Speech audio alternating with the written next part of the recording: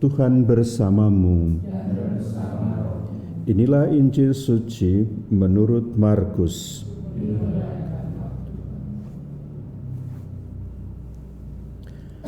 Pada suatu hari Yesus memanggil orang banyak dan berkata kepada mereka, "Dengarkanlah aku dan camkanlah ini. Apapun dari luar yang masuk ke dalam seseorang tidak dapat menajiskan dia. Tetapi apa yang keluar dari seseorang, itulah yang menajiskannya. Barang siapa bertelinga untuk mendengar, hendaklah ia mendengar." Sesudah itu Yesus masuk ke sebuah rumah untuk menyingkir dari orang banyak. Maka murid-murid bertanya kepada Yesus tentang arti perumpamaan itu. Yesus menjawab, "Apakah kamu juga tidak dapat memahaminya? Camkanlah, segala sesuatu yang dari luar masuk ke dalam seseorang tidak dapat menajiskan dia, karena tidak masuk ke dalam hati, tetapi ke dalam perutnya, lalu dibuang di jamban." Dengan demikian Yesus menyatakan semua makanan halal. Yesus berkata lagi, "Apa yang keluar dari seseorang itulah yang menajiskannya. Sebab dari dalam hati orang timbul segala pikiran jahat, perzinahan, keserakahan, kejahatan, kelicikan, hawa nafsu, iri hati, hujat, kesombongan, kebebalan. Semua hal-hal jahat ini timbul dari dalam dan menajiskan orang." Demikianlah sabda Tuhan.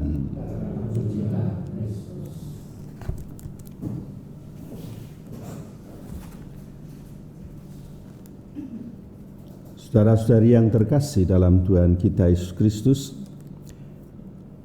kita mengenal peribahasa yang mengatakan dalamnya laut dapat diduga, dalamnya hati siapa tahu.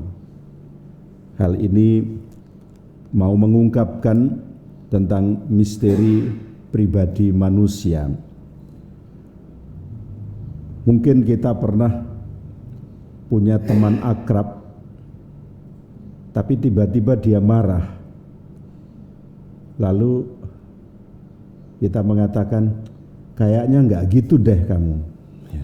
Itu berarti bahwa pengenalan kita selama ini terhadap sahabat ini tidak seperti itu. Dia baik, tapi mengapa sekarang marah? Dalam hati kita tidak pernah tahu hal ini.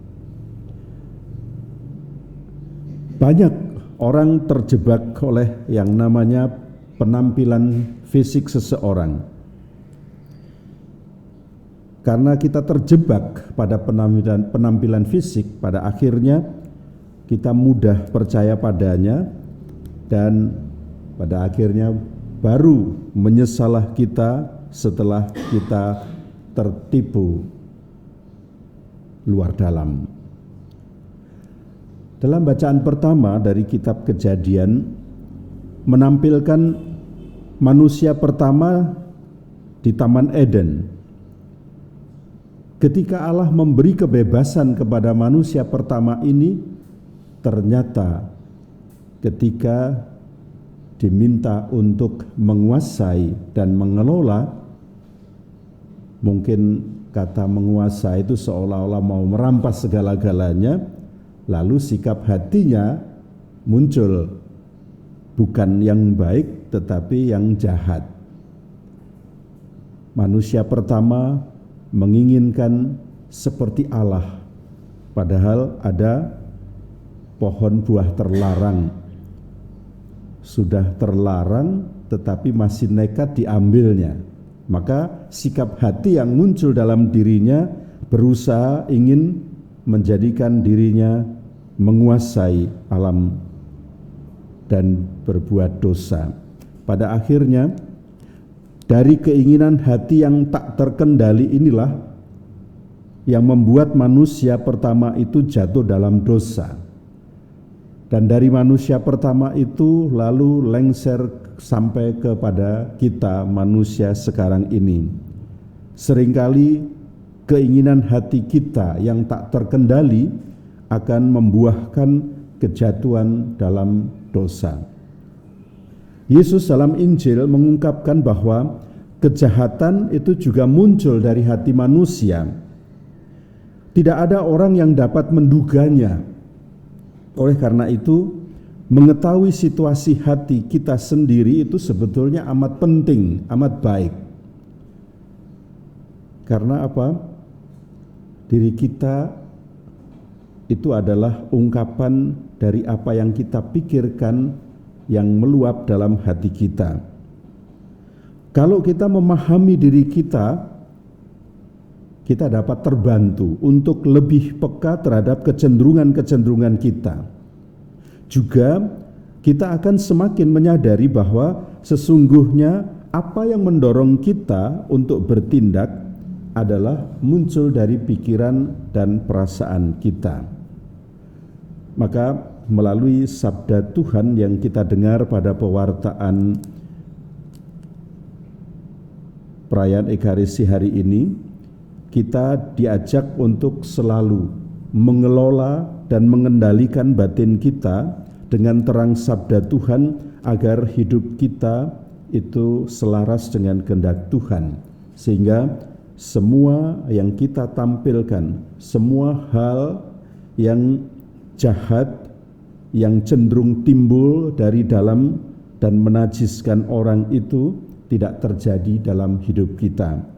Kewaspadaan itu telah menjadi peringatan keras bagi kita ketika kita mendengar bahwa apa yang keluar dari seseorang itulah yang menajiskan. Sebab dari dalam hati orang timbul segala pikiran jahat, perzinahan, keserakahan, kejahatan, kelicikan, dan seterusnya itu. Semoga sabda Tuhan menolong kita untuk senantiasa waspada terhadap bisikan hati yang cenderung terhadap jatuhnya kita ke dalam dosa. Kemuliaan kepada Bapa dan Putra dan Roh Kudus,